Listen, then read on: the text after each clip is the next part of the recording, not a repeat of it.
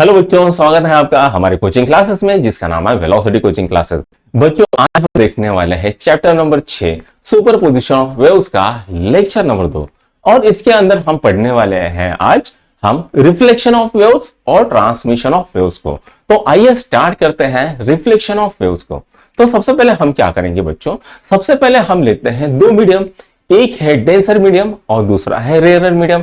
Denser medium में हमने ली थोड़ी सी मोटी रस्सी और रेयरर मीडियम समझ के हमने ली है पतली रस्सी। तो आइए देखते हैं। तो ऐसे हमारे पास सामने फिगर है, ठीक। अब यहां पर क्या करते हैं, हम इस डेंसर मीडियम को थोड़ा सा जर्क दे देते हैं इस तरह से। ये हमने दी है जर्क। अब यहां पर देखिए, डेंसर मीडियम से रेयरर मीडियम में एनर्जी ट्रांसफर हो रही है। तो जहां पर रेयरर मीडियम में जब एनर्जी ट्रांसफर होती है तो उसका एम्पलीट्यूड थोड़ा सा बढ़ जाता है और जो वापस में रिफ्लेक्ट होती है डेंसर मीडियम में वो एनर्जी, तो वहां पर उसका एम्पलीट्यूड और कम हो जाता है। देखिए इस तरह से। तो हमें यहां पर क्या पता चलता है, when a progressive waves travelling through a medium reaches an interface separating two media, a certain part of wave energy comes back into the same medium. The wave changes its direction of travel. This is called reflection of wave from the interface. तो यहां पर जो वापस आ रही है ये क्या है बच्चों, ये है इसका रिफ्लेक्शन, ठीक है। और आगे जो जा रही है डेंसर से रेयरर मीडियम में, उसको हम क्या कहेंगे, उसको हम कहेंगे ट्रांसमिशन। वापस जो आ रही है वो है रिफ्लेक्शन, आगे जो जा रही है उसको हम कहेंगे ट्रांसमिशन। समझ में आई? आगे बढ़े, आगे बढ़ते हैं। तो अब देखते हैं रिफ्लेक्शन के बारे में। तो रिफ्लेक्शन क्या होता है बच्चों? तो रिफ्लेक्शन एक फिनोमिना है जिसके अंदर साउंड वेव जो है वो ट्रैवल करती है एक मीडियम से दूसरे मीडियम में और वापस आती है अपने ओरिजिनल मीडियम में। और यहां पर क्या हो रहा है, यहां पर उसकी इंटेंसिटी और एनर्जी थोड़ी सी अलग हो रही है ओरिजिनल से।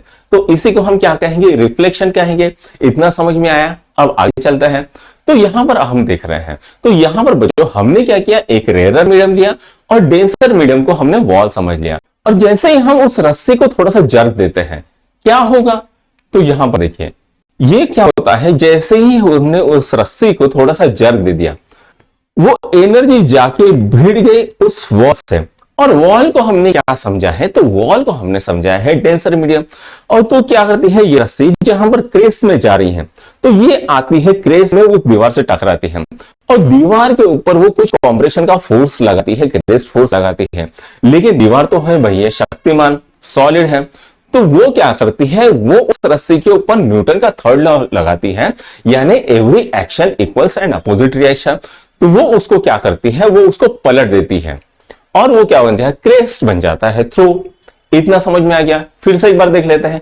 ये रस्सी ली हमने, इसको दे दिया क्रेस्ट, थोड़ा सा जर्क दे दिया ऊपर की साइड में, तो क्या बन गया, क्रेस्ट। और जैसे ही वो आगे जाके भिड़ती है रस्सी से, क्रेस्ट बन जाता है थ्रो और वो वापस आ जाती है। तो ये कब होता है, जब हम किसी चीज को रेयरर मीडियम से डेंसर मीडियम में हम कुछ एनर्जी को जब ट्रांसफर करता है तो ऐसा कुछ केस हमें देखने को मिल जाता है, ठीक। अब नेक्स्ट चलते हैं। अब हम क्या लेते हैं, हम एक रिंग का एग्जांपल लेते हैं। हमने क्या लिया, यहां पर एक रिंग ले ली। अब फिर से वही दोहराता है कि हमने क्या किया, रस्सी को जर्क दे दिया और रस्सी में क्या हुआ है, क्रेस्ट उठा है। और जैसे ही ये आगे जाएगा, देखिए तो ये रिंग है, ये रिंग क्या करती है, थोड़ी सी ऊपर उठ जाती है और क्रेस्ट को वो वापस ढकेल दी है क्रेस्ट के ही फॉर्म में। तो यहां पर क्या हो रहा है बच्चों, क्रेस्ट गया था, वापस में ही क्रेस्ट आ गया, ठीक है। तो इन दोनों का फेज क्या है, फेज बच्चों बिल्कुल सेम है, ठीक है। ये कब होता है, जब रेयरर मीडियम से कोई वेव डेंसर मीडियम में जाती है और वो किसी रिंग से अटैच होती है, तब की ये केस है, राइट। आगे बढ़ते हैं, आगे बढ़ते हैं। अब हम देखते हैं, मान लीजिए हमने दो मीडियम लिए, एक लिया है हमने डेंसर मीडियम और दूसरा लिया है रेयरर मीडियम। अब हम क्या करते हैं, डेंसर मीडियम को थोड़ा सा जर्क देते हैं तो क्या होता है देखते हैं।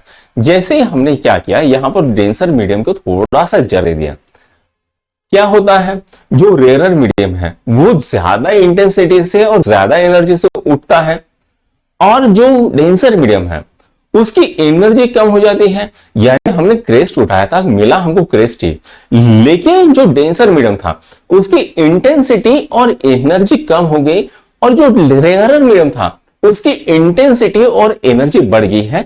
दोनों का फेज कैसा है? तो दोनों का फेज है सेम। याद रहेगा। आगे बढ़ते हैं। तो आइए अब बच्चों नेक्स्ट केस देखते हैं। नेक्स्ट केस में हमारे हाथ में कौन सा मीडियम है? तो हमारे हाथ में है रेयरर मीडियम और एंड पे लगा है डेंसर मीडियम। अब हम क्या करते हैं, इस जो रेयरर मीडियम को है इसे हम थोड़ा सा जर देते हैं, तो देखते हैं क्या होता है। ये हमने इसको दे दिया जर।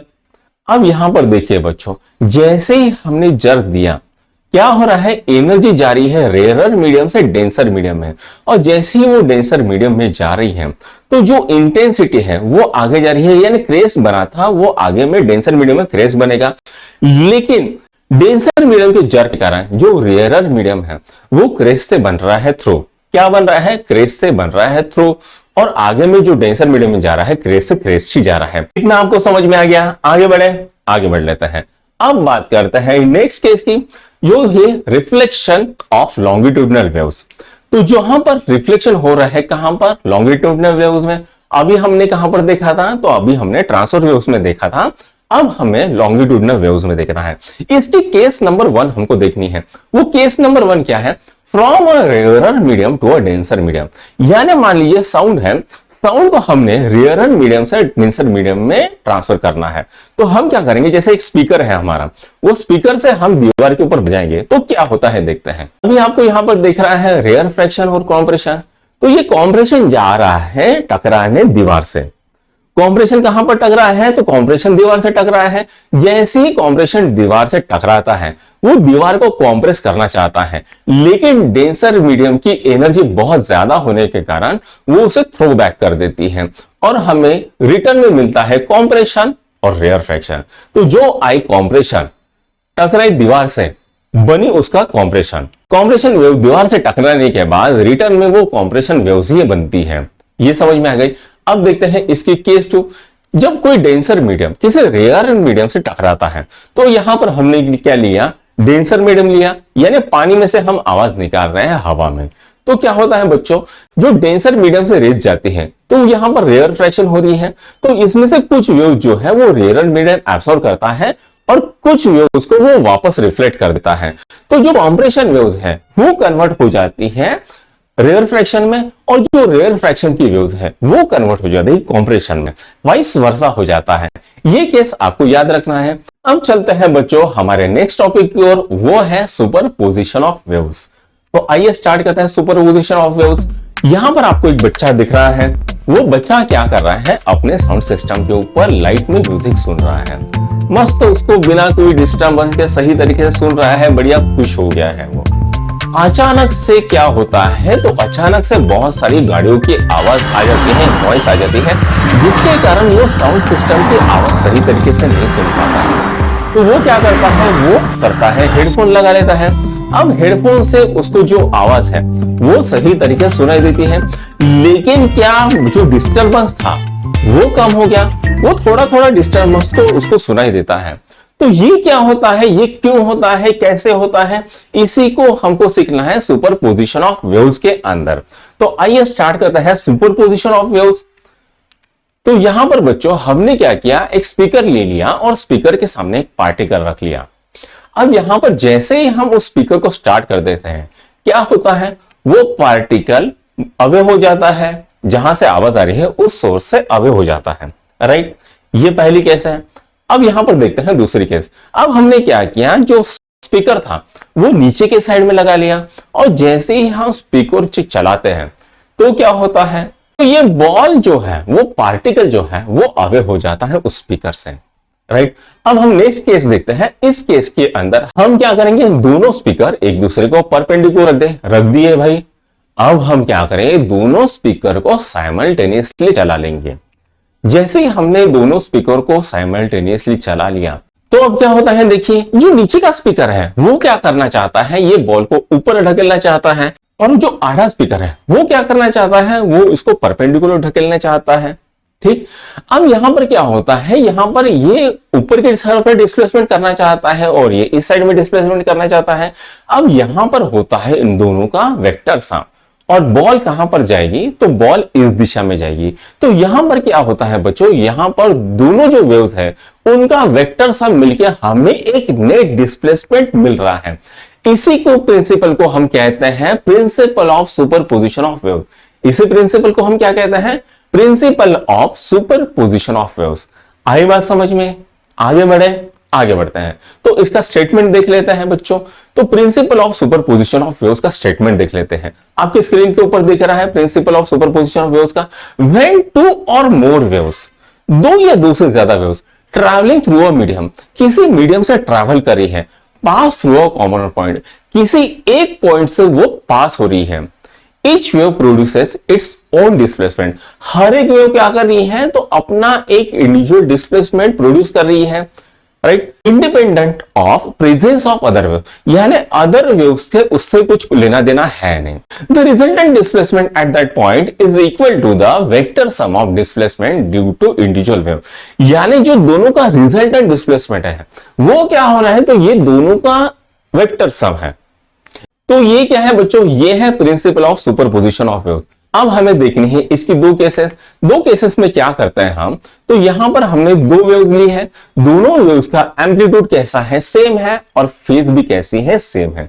अब यहां पर क्या हो रहा है, टाइम t = 0 सेकंड पे इन्होंने एक दूसरे की तरफ मूव करना चालू कर दिया है। दोनों कैसी है, क्रेस्ट है।